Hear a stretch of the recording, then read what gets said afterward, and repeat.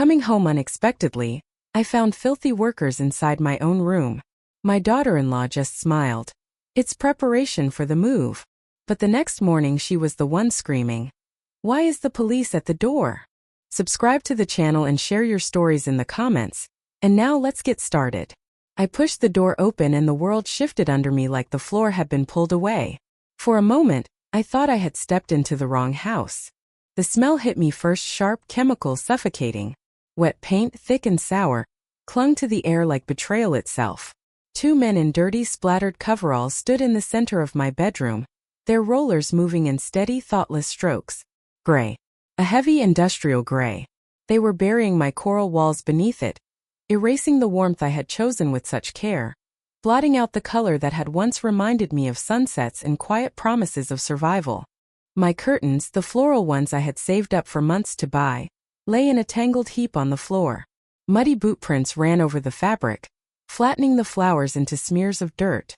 My dresser, the lacquered oak one I had polished every Sunday like it was an altar, bore new freckles of careless paint.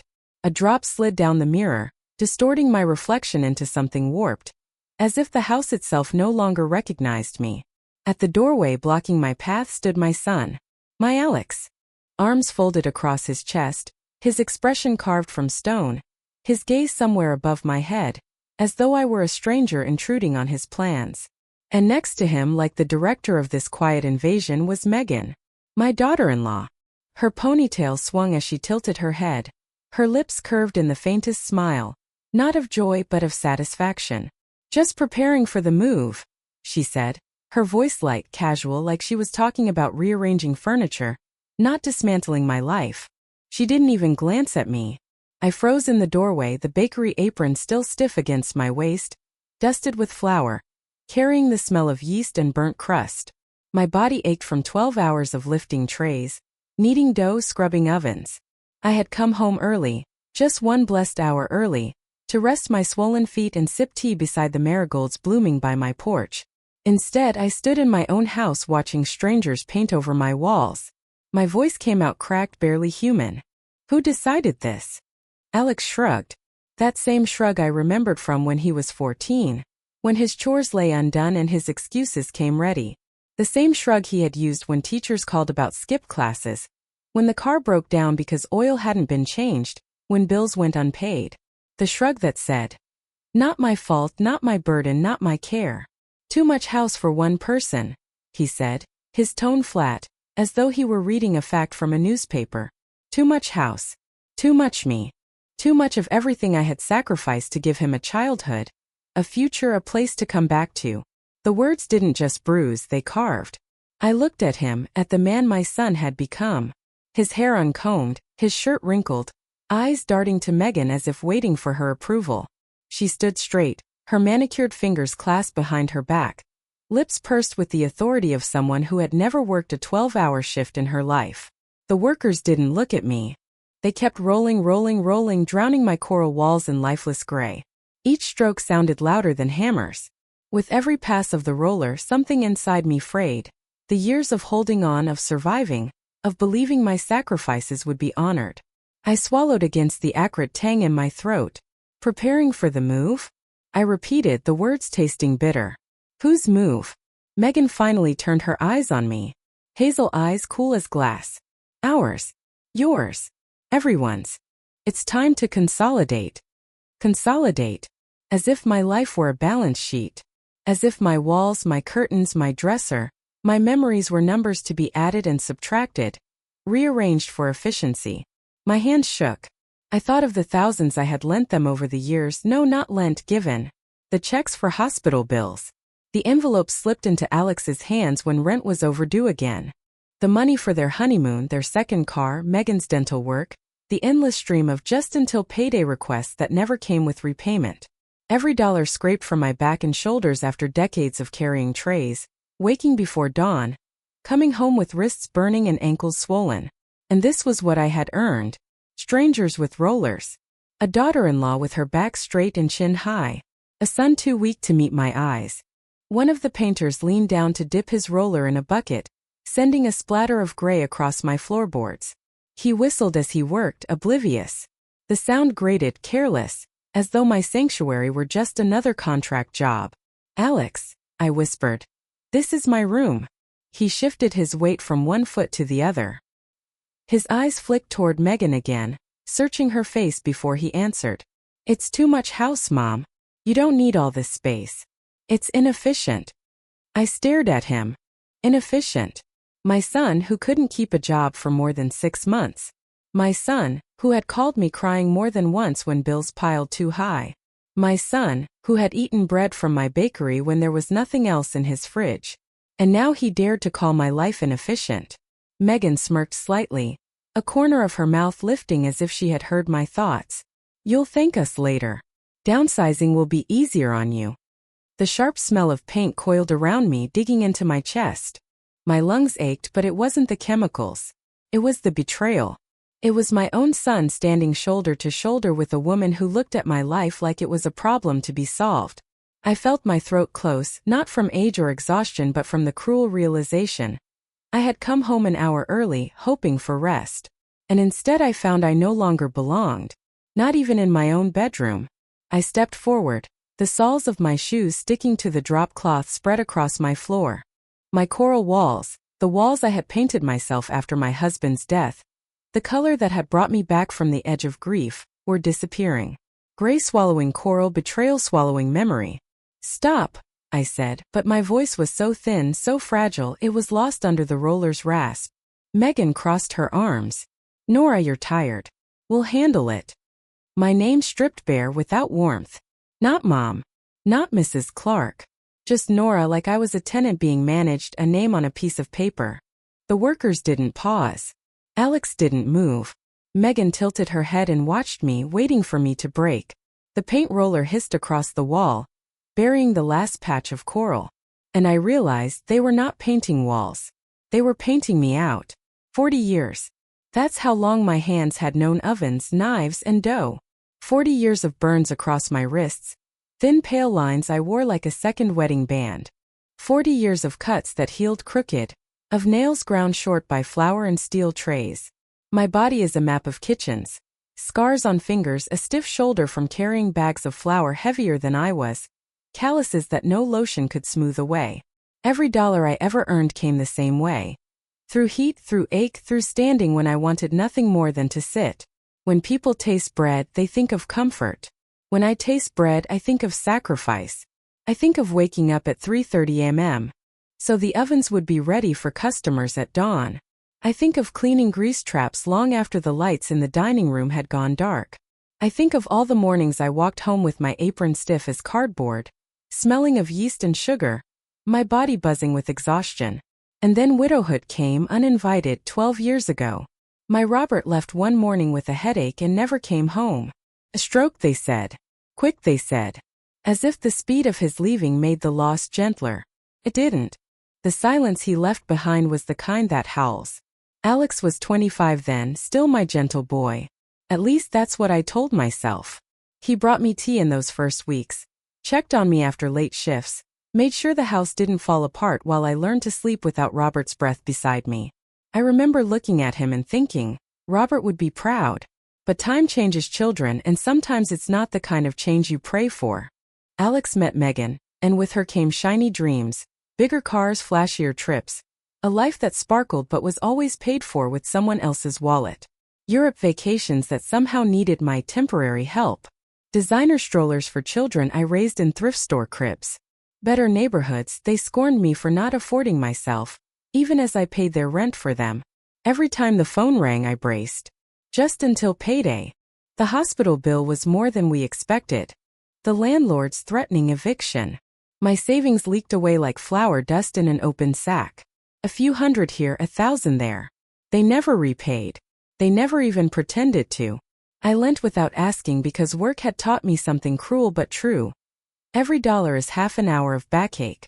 And no one defends you if you don't defend yourself. That lesson should have been enough to protect me, but when it came to Alex, I ignored it. A mother convinces herself that sacrifice is the purest form of love, that giving until it hurts will one day come back in gratitude. I told myself the money didn't matter. But it did. Because money wasn't just numbers, it was my hours, my health, my body. It was my life converted into paper. That's why I hid cash the way other women hid jewelry. Envelopes tucked in flower tins. Bills folded into the hems of coats. Coffee cans buried in the shed. A few rolled tight and slipped behind photo frames. My own bank guarded with paranoia because I knew one thing. Once you hand it over, you never see it again. And when I finally picked out that coral paint from my bedroom, it wasn't just decoration. It was a declaration. Coral was the first color I chose, not because it was cheap, not because it was practical, not because it matched Robert's taste. I chose it because it was mine. I remember standing in the hardware aisle, holding the paint chip between my fingers, feeling ridiculous and giddy all at once. I had never allowed myself such a choice. The color looked like the inside of a peach, like the last pink glow before the sun drops behind rooftops. Warm, forgiving, alive. When I rolled that paint onto my walls, I felt something crack open inside me. It was the first sunset I had ever bought that didn't come with rent due. The first time a room truly belonged to me, not a landlord, not a husband, not a son. The coral walls weren't just color, they were freedom. And freedom has a price.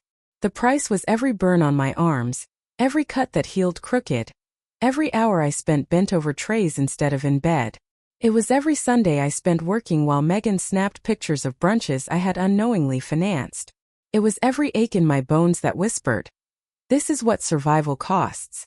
That's why, when I came home that day and saw rollers burying the coral under gray, I felt more than anger. I felt robbery. They weren't repainting. They were stealing. They were erasing proof that I had ever built something that was mine alone. I wanted to scream at Alex, to shake him and ask if he remembered the woman who carried him through winters on tips and day-old bread. I wanted to ask Megan if she understood that every time she asked for money, she was asking for another scar on my body. But the words caught in my throat. Instead, I stood in the doorway, watching the gray spread like infection. Watching strangers paint over my freedom as my son and his wife spoke of consolidation, of efficiency, as if my life were a spreadsheet, not 40 years of labor. And I thought of every dollar I had handed them, every bill that vanished from my hidden jars, every hour of my life I had given away, and realized that to them it had all been invisible. To them I was invisible. The day I signed the deed, the sky was the color of old tin. Clouds pressed low, threatening rain. But I felt brighter than I had in years. The papers lay in front of me, thin sheets that carried the weight of my life. The realtor, a slick man in a navy blazer, tapped his pen against the line where I was supposed to sign. He had shown me the place with the same false enthusiasm he probably gave to everyone. Quaint, potential, great starter home. But when I handed him $30,000 in cash, his smile changed. It wasn't the polite curve of a salesman anymore. It was surprise, then respect, then the realization that I was not another woman begging for a loan. "No mortgage?" he asked, almost suspicious. "No mortgage," I answered, pressing my pen into the paper hard enough to dent it. The key was cold in my palm when he slid it across the table. Small, worn, with teeth filed unevenly. To anyone else it was just another house key. To me it was armor-proof salvation. That night, I slept on the bare floor of the cottage. No furniture, no curtains, just a borrowed blanket and the sound of rain drumming on the roof. The walls smelled faintly of mildew, the floors creaked like bones, and there was a damp chill that curled into my spine. But it was mine. For the first time in decades, I did not fear a landlord's knock, another rent increase, another notice taped to the door. No one could send me away. I lay on the hardwood, staring at the cracked ceiling, and whispered to Robert, "We did it, love. I'm an owner now." I remembered the day we moved into our first apartment, 35 years earlier. Robert carried a mattress on his back while I trailed behind with a box of pots and pans. We had nothing but second-hand furniture and a belief that love would fill the rest. And for a while it did. But there was always rent. Always a landlord's shadow. Even when Robert was alive, we never touched the ground we stood on. We only borrowed it. Now, with him gone, I had finally planted a flag of my own. On Sundays I painted. The living room first. A shade of cream that brightened even cloudy afternoons. I rolled paint with slow, steady strokes, humming under my breath the way I had once hummed lullabies to Alex. In the bathroom I chose a pale mint that reminded me of toothpaste commercials from the 60s, cheerful and absurd, but somehow comforting. The bedroom I left for last. I wanted to savor it. I taped the edges carefully, laid down the drop cloth, and opened the can of coral. The smell of fresh paint rose like promise. With each stroke the walls bloomed into warmth. It was as though the sun had decided to stay inside my house, settling into every corner. I painted until my arms ached, until sweat slid down my temples, until my knees throbbed from kneeling. When I finally stepped back, the room glowed. My room. My color. I fixed the faucet myself, watching old VHS tapes from the library that explained plumbing in halting, fuzzy frames. The first time the water ran without leaking, I laughed out loud, a sound that startled even me. I planted marigolds along the porch. $10 for a flat of seedlings. Their petals flared bright orange, stubborn little suns against the weeds. Neighbors walked by and nodded. "Looks better already," one man said. His approval didn't matter, but I tucked it away like a secret prize. Inside, I burned candles, lavender, vanilla, cinnamon. I filled the house with scents I had never dared to buy when every penny went to rent or Alex's emergencies. The silence of the house was not the silence of widowhood. It was the silence of ownership, of peace.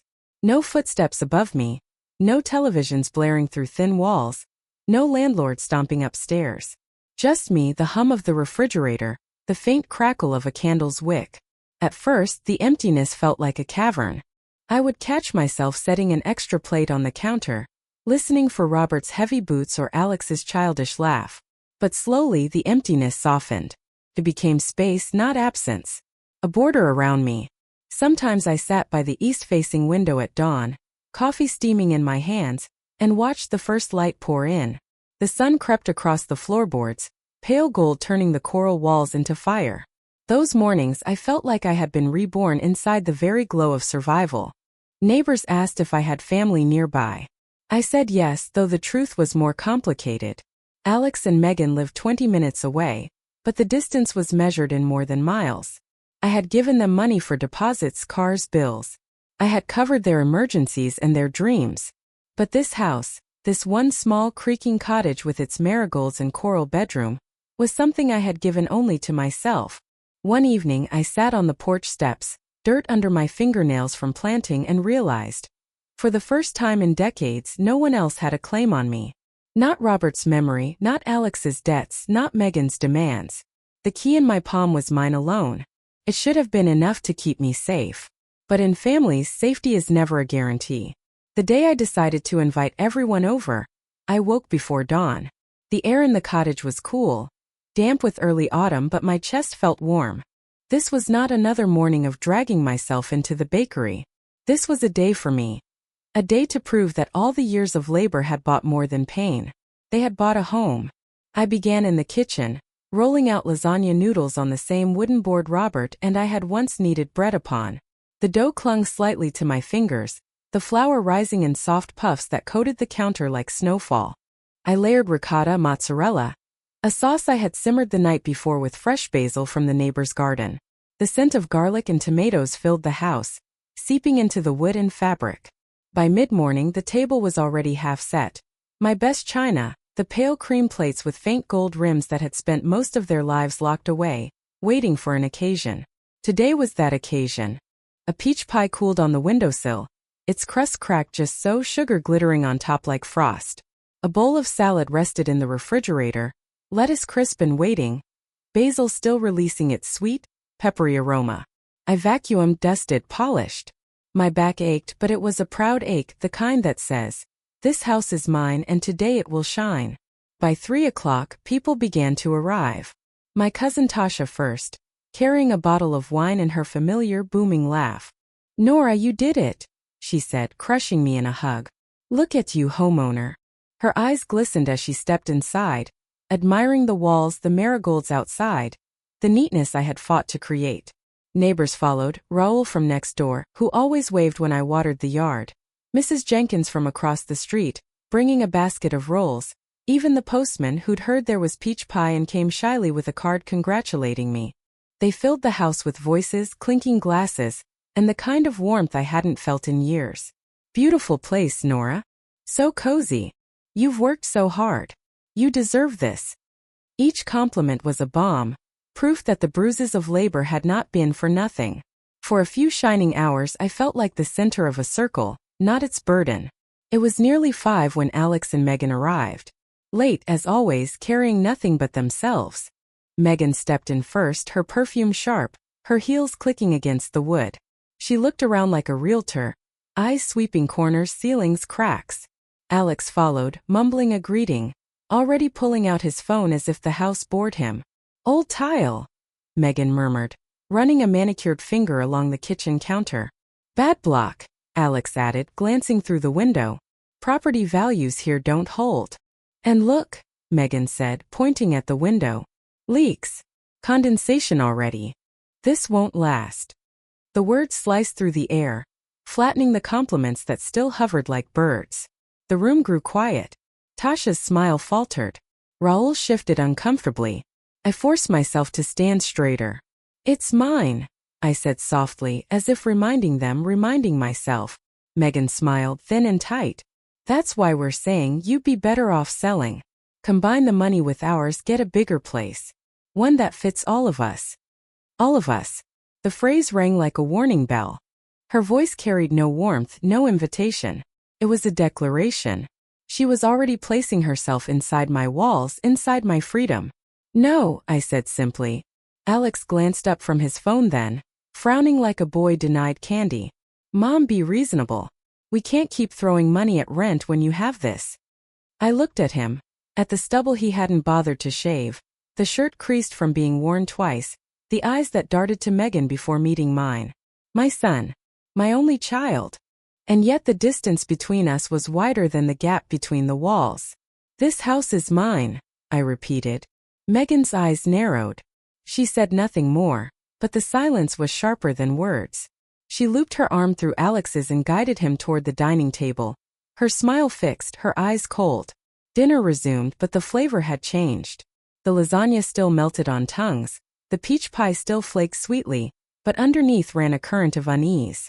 My guests tried to revive the cheer, laughter here, a toast there. But Megan's inspection had left its mark. She whispered in Alex's ear as others spoke, her gaze flicking toward cracks in the ceiling, uneven boards in the floor. Her lips moved like a ledger being calculated. I saw it then with painful clarity. My celebration was their appraisal. While I poured wine and cut pie, they were tallying square footage, calculating resale value, rehearsing how to wrest it from me. When the last guest hugged me goodbye and the house fell quiet, I sat alone on the porch steps. The marigolds glowed faintly in the dusk, their orange petals catching the last of the sun. I wrapped my sweater around me and listened to the distant chirp of crickets. I should have felt defeated. But instead something new rose in me. Anger, yes, but also resolve. I realized I had witnesses now, Raoul, Tasha, neighbors who had seen with their own eyes that this house was mine, that I had worked for it, that I had claimed it with my own labor. If Alex and Megan tried to force me, I would not be alone in saying no. The evening air was cool against my skin.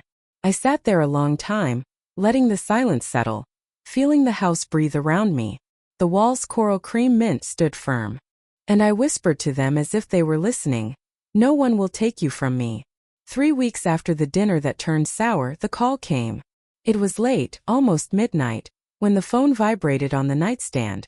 For one foolish heartbeat, I thought it might be Robert, calling from some heaven with a payphone. But of course it was Alex. My son's name glowing on the screen like an alarm. I hesitated. Every instinct told me not to answer. But motherhood is an old chain, rusted but unbreakable. I pressed the button. "Mom," he said, his voice tight, urgent. "I need $900. Rent's due tomorrow. If I don't pay, the kids and Megan will be on the street." I sat up in bed, the coral walls around me glowing faintly in the lamplight. I thought of my $10 marigolds outside, small but defiant. I thought of the coins I still tucked into coffee cans, of the hours I spent bending and lifting at the bakery, of the ache in my lower back that never left. "Handle it yourself, Alex," I said quietly. There was a pause, as if he couldn't believe he'd heard me correctly. Then his voice sharpened. "Since you got that little palace, you've forgotten family." Palace. The word curdled in my stomach.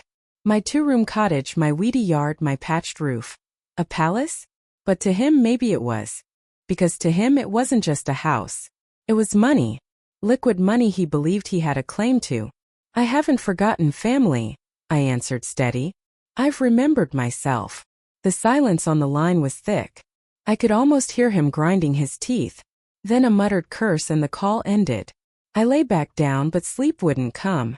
The phone call played again and again in my mind, each word sharper than the last. Forgotten family. As if my decades of sacrifice had vanished the second I said no. The next morning I heard the knock. Sharp, insistent. When I opened the door they stood there with bags. Megan with her glossy hair and tight smile. Alex behind her carrying 2 overstuffed suitcases. "We'll stay a few weeks," Megan said, brushing past me as though the decision was hers to make. "No," I said immediately, blocking her path. Her eyes widened, then narrowed. "Excuse me." "No," I repeated. "This is my house. You have your own." Alex dropped the bags with a thud. "Mom, don't do this." "I already did." Megan's voice slid in, smooth as oil. "Don't forget this when you're old and need us." The words struck like a knife. I saw her mouth curve as she said them, like she enjoyed delivering the wound. My throat tightened. I was 67, not ancient, not yet frail, but I knew what she was hinting at. The years when knees give out, when hands shake, when you need someone to bring soup or medicine. She wanted me to picture myself abandoned, helpless, punished for daring to hold my own key. Alex shifted from foot to foot, torn between anger and shame. But shame lost quickly. "You've got space. You live alone. What's the big deal?" "The big deal," I said, my voice shaking, "is that I've earned this space. Every inch of it. Alone. You don't get to take it from me." We stood in the doorway, the morning sun spilling across us like a spotlight. Megan's bags gleamed with gold zippers, her perfume cloyed the air. Alex's shoes scuffed my porch steps.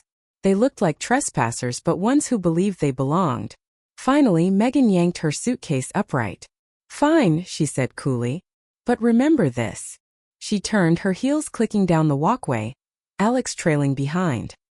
He looked back once, his face tight with resentment. Then they were gone. I shut the door, locked it, and pressed my forehead to the wood. My hands shook so badly I had to sit down. I stared at the lock, a flimsy little brass thing I had never thought twice about, and suddenly it seemed paper thin. That night I checked it again and again.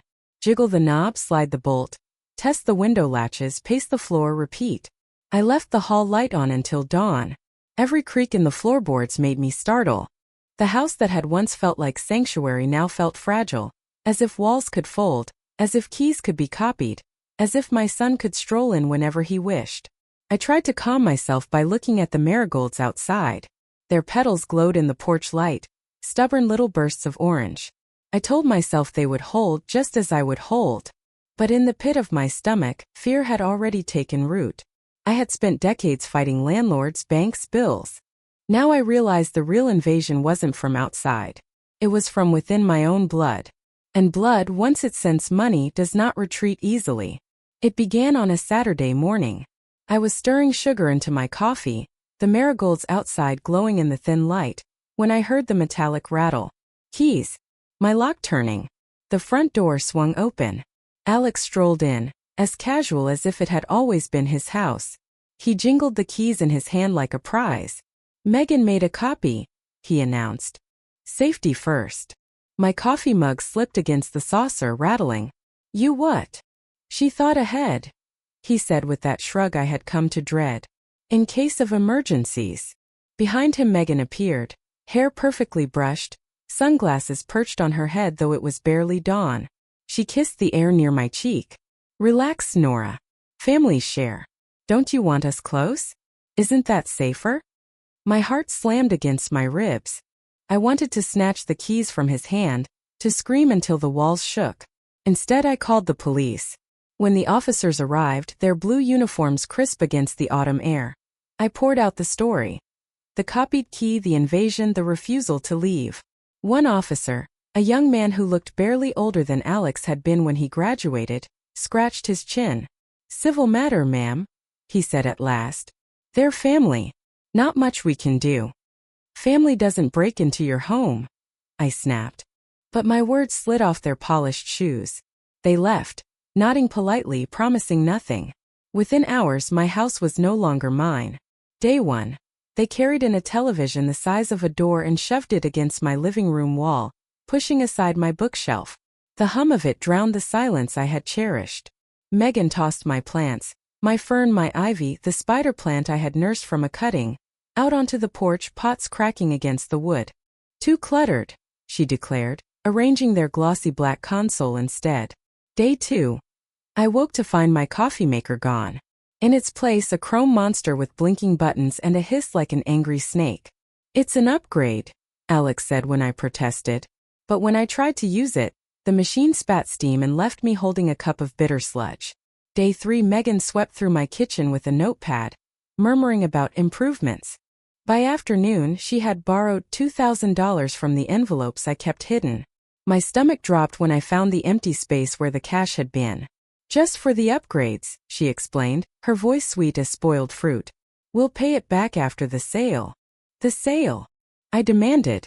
Her smile widened. When we sell, Nora. Obviously. Day 4. I came home from the bakery weary, smelling of bread, only to find 2 strangers in my bedroom. Painters. They rolled white over my coral walls, erasing my sunset stroke by stroke. My curtains lay crumpled in a corner. My dresser wore fresh flecks of paint like bruises. I stood in the doorway, paralyzed, the smell of latex thick as betrayal. Brightens the room, doesn't it? Megan said, stepping in behind me. Neutral colors sell faster. Alex leaned against the doorframe, arms crossed, his face unreadable. It's better this way, Mom. Trust us. Trust. The word burned. I had trusted him with years of my wages, with my late husband's savings, with my homecoming each night. And now he stood calmly while strangers painted over the proof of my survival. I realized then this was not crisis. This was plan. Carefully laid, carefully executed. Megan's sharp eyes, Alex's sudden conviction, the copied key, the cash vanishing, the white paint smothering my coral. This was not temporary desperation. This was takeover. My stomach twisted. My chest ached as if the walls themselves were crushing me. I had built this refuge plank by plank, brushstroke by brushstroke, marigold by marigold. Now it was being stolen, not by strangers with crowbars, but by my own blood with paper and paint. That night I sat on my bed, my stripped, whitewashed bed, and forced myself to think. If family was a crowbar prying into the cracks of my life, then I had to become the deadbolt. The next morning I called lawyer Miles Hughes. His voice was calm, measured like a stone wall against the storm. Block your accounts, he said firmly. Every one of them. Keep records of what's been taken. Book a locksmith immediately. I obeyed. I marched to the bank, my back straighter than it had been in weeks, and shut the doors of my accounts with my own signature. I walked home with new paperwork tucked tight under my arm. Then I called the locksmith, my voice trembling but determined. Because if Alex and Megan had declared war on my freedom, then I would not surrender. Not quietly. Not ever. The locksmith arrived at 5 in the morning, just as the sky was beginning to pale. I had been awake all night, pacing, clutching my phone like a weapon, waiting for the knock that never came. When his white van pulled into the driveway, I nearly wept with relief. He was a small man, wiry and quiet, with hands that moved confidently over the brass of the lock. He didn't ask questions. Perhaps he saw the tension in my shoulders, the shadows under my eyes, the way I hovered like a guard while he unscrewed the bolts. Within an hour, every lock on the house had been replaced. Front door, back door, windows, even the side gate that led into the yard. He installed an extra latch on the front gate, heavy steel with a satisfying click when it closed. He handed me 3 sets of keys, each gleaming in the early light. One for you, he said.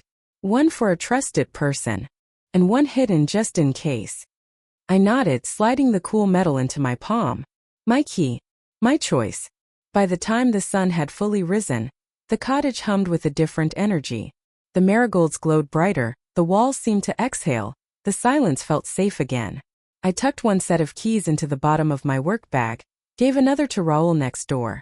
Steady Raoul, who had known me since I moved in, and kept the last on a chain around my neck. It hung there like a pendant, heavy but comforting. I thought foolishly that it might be over.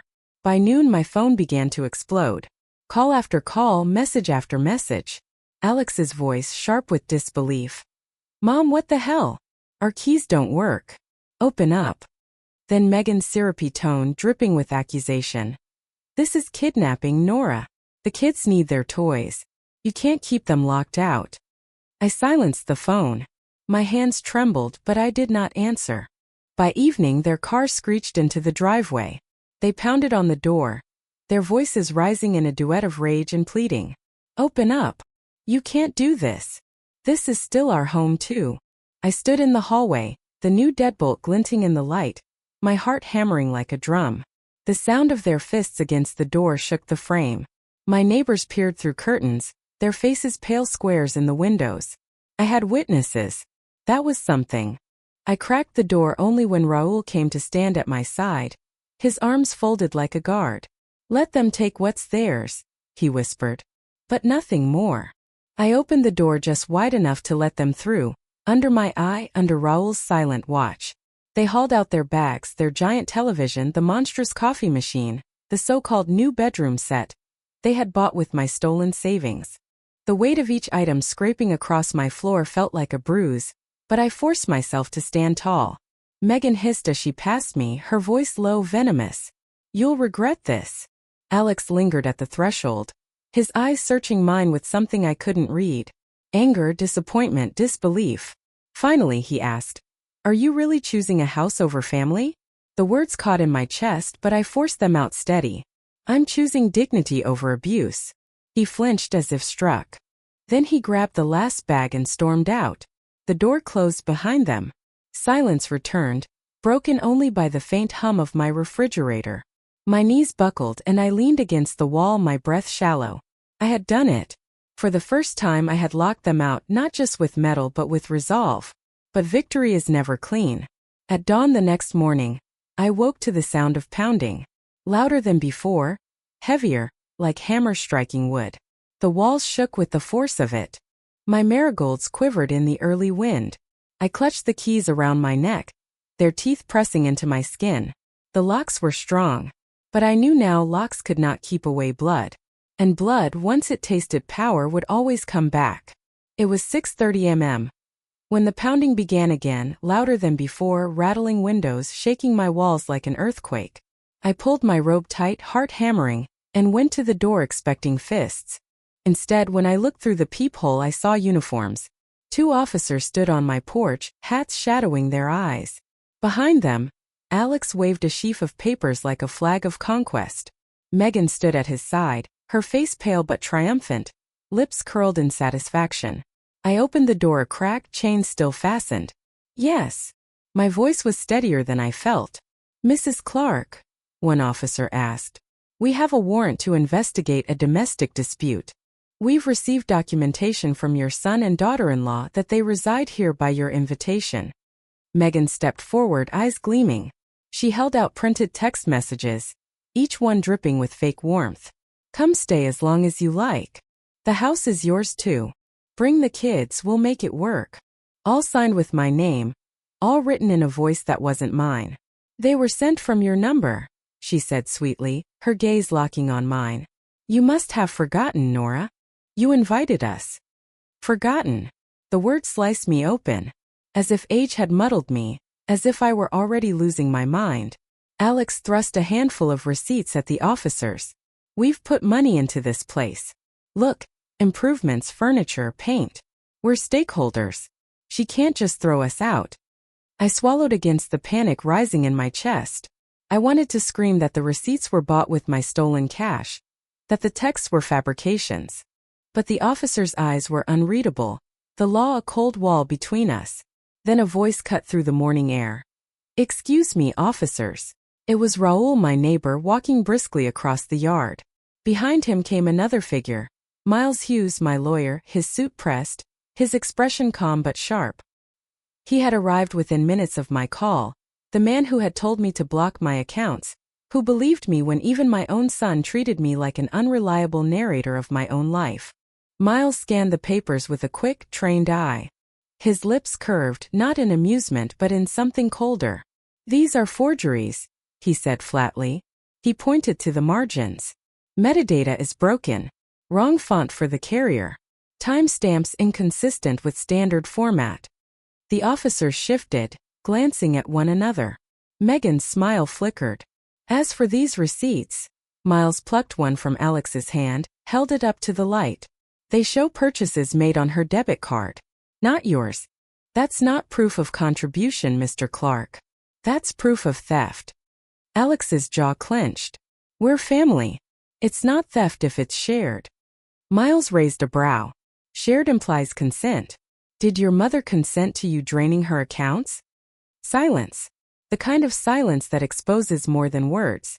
The taller officer cleared his throat. Mr. Clark, Mrs. Clark, let's keep this civil. If you want to pursue claims, you'll need to do it through court.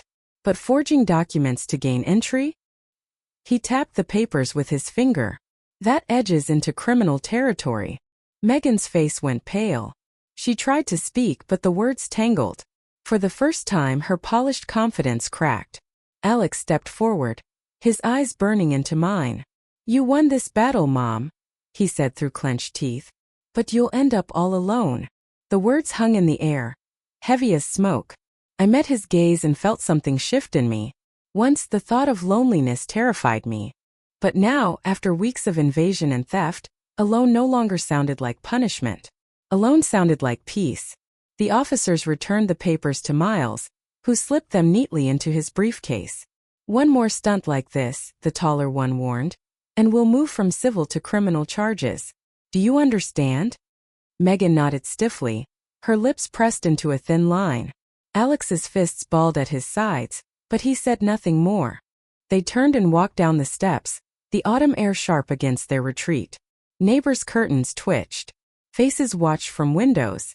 Raoul stood beside me, arms crossed, his presence a wall of quiet solidarity. Miles adjusted his tie, then gave me a small nod. You stood your ground, he murmured. Don't waver now. When the police car pulled away, silence returned. But it was a different silence than before. Not fragile, not fearful. A silence that hummed with justice held, at least for the moment. I closed the door, locked it with the new deadbolt, and pressed my palm flat against the coral-painted wall. My home still hummed to my key alone. And for the first time, when Alex's threat echoed in my mind, you'll end up all alone, I felt no fear. Only clarity. Alone, yes, but free. The day after the forged texts collapsed under Miles's sharp voice, I went to the courthouse. The building smelled of old paper and polish, its marble floors echoing with footsteps. I carried a folder under my arm, receipts, statements, photographs of my stripped bedroom. Proof that love had been twisted into theft. The clerk looked at me over her glasses when I requested a restraining order. Against your son? She asked, her tone more curiosity than judgment. Yes, I said steady. And his wife. She blinked, then slid the forms across the counter. I filled them out with slow, deliberate strokes of the pen. Each box I checked, each line I wrote, felt like chiseling stone, carving a boundary that no one, not even blood, could cross again. When I handed the papers back, my hands didn't tremble. That evening, I stood in the middle of my bedroom with a brush in hand. The white paint Alex and Megan had forced upon me gleamed sterile, foreign. It smelled of defeat. I opened a new can, its lid popping free with a metallic sigh, and dipped the brush into sunrise peach. The color bloomed on the wall in warm, defiant strokes. Not the coral I had first chosen, but something richer, deeper, the color of dawn after storm. I painted until my arms ached, until sweat dampened my neck, until every wall glowed again with a hue that was mine alone. With each stroke I erased their claim, their fingerprints, their plans. By the time the sun set, the room shimmered with warmth. I collapsed onto my bed, the smell of fresh paint surrounding me like a shield. The next morning I brewed coffee in my old, simple pot, not their chrome monstrosity, which now sat in Raoul's shed awaiting donation. I carried the cup outside and sat by my marigolds. Their orange petals were beginning to curl with the chill of autumn, but they still stood tall, faces turned toward the faint sun. My phone buzzed. A message from Jenna, my old friend from the bakery. How do you feel? I looked around me, at the marigolds, at the peach-glowing windows, at the silence so complete I could hear the faint hum of bees in the hedge. Free, I typed back. Later that week, Jenna came by. She walked through the cottage slowly, touching the walls, nodding. You've made it yours again, she said. I poured us both coffee and we sat at the small table, the same one where I had once counted bills for Alex's emergencies. It felt lighter now, as if the wood itself had exhaled. "Do you ever regret it?" she asked softly. "Regret what?" "Saying no." I thought of Alex's face, twisted with anger. Megan's hiss of, "You'll regret this." I thought of the thousands of dollars I had poured into their lives, money that could have gone to travel, to rest, to ease. I thought of my nights pacing with fear, my mornings waking to the sound of invasion. "No," I said firmly. "I regret only that it took me so long." She reached across the table, squeezed my hand and nodded. Nights grew quieter. I no longer woke at every creak. The locks held. The house held.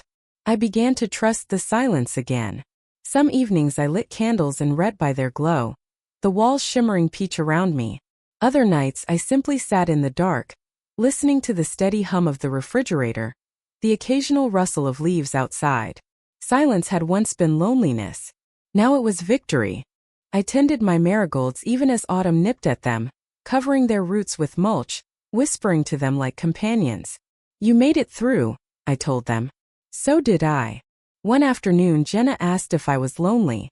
"Sometimes," I admitted. "But solitude isn't emptiness. It's a border. A protection. When you share your space with people who don't respect you, silence is the sweetest sound you can own." She smiled, though her eyes shone. "You're stronger than most, Nora." Strength, I thought, wasn't what I wanted. I wanted peace. But perhaps peace only comes after strength has been proven. Weeks passed. The restraining order was granted. The papers arrived in the mail, heavy with legal authority. Alex and Megan were forbidden to come within 100 yards of my house. I held the document in my hands, tracing the black letters with my finger. It felt both pitiful and powerful, that I had needed the law to keep my own blood away, but that at last I was protected. Sometimes in the early mornings I still heard echoes. The slam of fists on the door.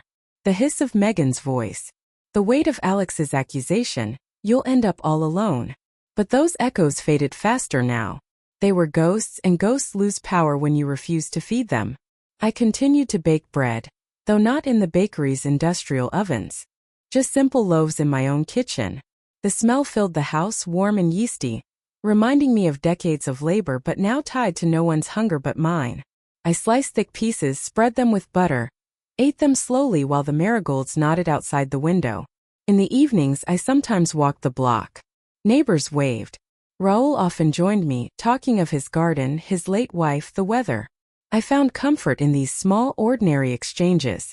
The house hummed to my key alone. Each turn of the lock was a song of independence. Each night I slid the bolt home. I felt a small surge of triumph. People think betrayal ends with explosions, screaming, broken plates, slammed doors. But the truest end is silence. The silence of a phone that no longer rings with demands. The silence of walls that echo only your own footsteps. The silence of a life reclaimed. Sometimes, sitting on the porch with coffee, I ask myself if I failed as a mother. If love should have meant more forgiveness, more tolerance, more sacrifice. But then I remember the look in Megan's eyes, the way Alex shrugged as my coral walls disappeared, the laughter in their voices as they spoke of selling my house. And I know forgiveness is not the same as surrender. I sip my coffee, watch the marigolds bend gently in the breeze, and whisper to the quiet air, "I chose myself." And the silence, my silence, answers back.